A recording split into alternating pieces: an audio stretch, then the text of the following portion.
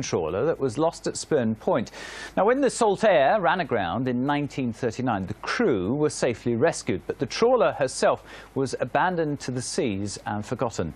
Here's Loveday Kitto. For nearly 70 years, the wreck of the Saltaire has remained where it ran aground after fierce storms in October 1939.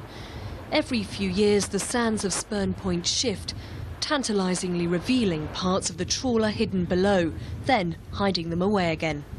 Today, all you can see is the old boiler, and it's this that a local history group, Hidden Holderness, want to salvage and put on display. Well, the boiler house would actually be just underneath the smokestack here. These are the engine room hatches, and the boiler that we can see behind us would be underneath there. The rest of the wreck is actually underneath, somewhere beneath our feet. We can't touch that, and that's best left there. But I think we can rescue this bit so that people can actually visit it without having to come across the dunes and round the point. The Saltaire, seen stranded here, was one of the first war services for the Humber lifeboat. The crew were actually rescued twice by coxswain Robert Cross and his team as they returned to the ship, only to be hit by another storm. The lifeboat crew received RNLI medals for safely rescuing all on board.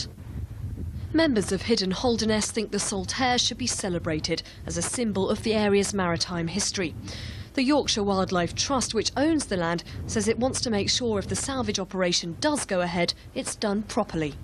As long as the salvage companies are aware, as I'm sure they will be, that it's such an important site, a site of scientific national interest and a national nature reserve, and any salvage operation has to be handled with a certain sensitivity accordingly, then the Trust will be fine.